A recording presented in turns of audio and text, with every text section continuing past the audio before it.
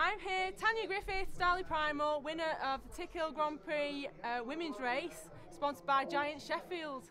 Tanya, hero. I won.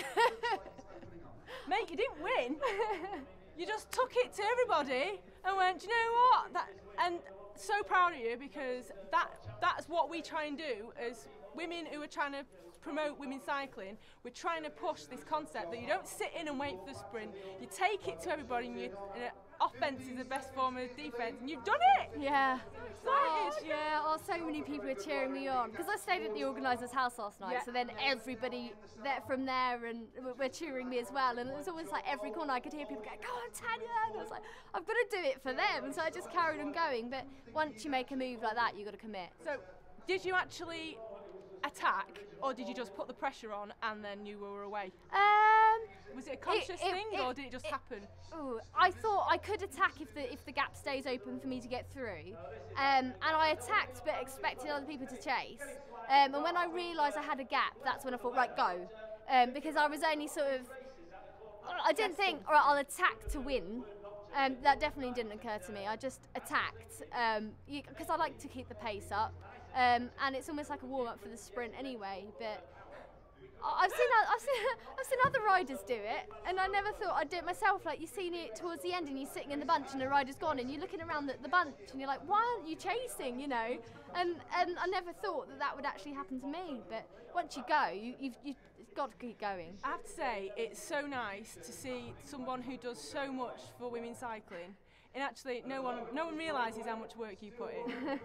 And it's so nice to see that you've actually won something like this, and the prize is one of the biggest on the domestic calendar, and you've won it, and can't think of a more deserving rider. Not only by the ride that you put in, which basically most people wouldn't have the balls to do, per se, but the fact that you just went out and said, you know what, I'm not waiting for it. And so honestly, that's where stuff's dreams made of, isn't it? Yeah, it is. That. Oh yeah, and I've got so much more proud of confidence from it as well. But you say helping women cycling and things, and I don't really see it as a choice. It's something that I just sort of do. I don't really choose to do it. I do it because it just feels right, and I enjoy it, to be honest. I enjoy helping out and thinking that people that come up into the women's cycling after me are there in part because of me and because of what I've done and because of people around me and what they've done as well. And if we didn't bother, then it might just sort of fizzle out. And all these little girls that you see have had to sign a few autographs for them, and you think, yeah, that's what I'm doing it for. Yeah. It's just so nice though that you've obviously done so much, but the other thing is as well that you're going out there and you're showing people this is how you would ride a bike race. You don't sit in and wait for the bunch. You attack, and you know what? Sometimes attacks don't work. And like we had this conversation before, and sometimes you just ride off and it doesn't. You're not even expecting it, which is kind of what seems to have happened today. And sometimes they're the best results because you don't go into it with any preconceived ideas. Yeah. And oh, I'm so emotional. Not going to gush or anything, but I'm just so pleased for you. Yeah, see, I raced yesterday and we pretty much did the same thing, and like everybody was attacking the whole race, and I was in almost every move apart from the one at the end which got away and won, and I was a bit disappointed about that, but I was also really pleased with how I'd raced it.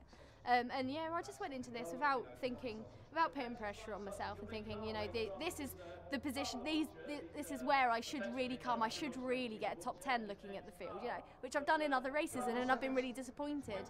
But yeah, this time I was just like, this is what I want to do. I want to try and improve on the corners, improve on my positioning, get up the front a few times, and yeah, and it just worked. Just releasing myself from the pressure and just went for it. Thinking about what you do with women's cycling, yep.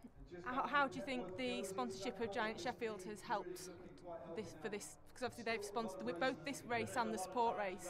So what do you think to that type of sponsorship? I think it's really good that they've specifically chosen the women's races to support, and actually they in return have probably got a lot more promotion because of it. Whereas if they'd supported both races, it was like, oh, brilliant, Giant has supported both races, but it's like Giant has supported the women's racing, and that's just become a big thing. And I keep saying, I keep forgetting I've won a bike. So that's brilliant, and yeah, just thank you to them, because yeah, without it, you know, you don't have as much support, and because because our race, the winnings was a bike, it meant that there was more of a cash pot to spread out for other things. So yeah, it's brilliant. So I suppose the other question is everyone going to want to stay at Rapid Riches next year? Yeah, I think he's going to be charging quite a bit for his room. Oh, lucky house. Oh, such a great family. Yeah, I have to thank them so much. But congratulations anyway, you. and I'll let you get on. But Oh, thank you, Heather. no probs. Oh.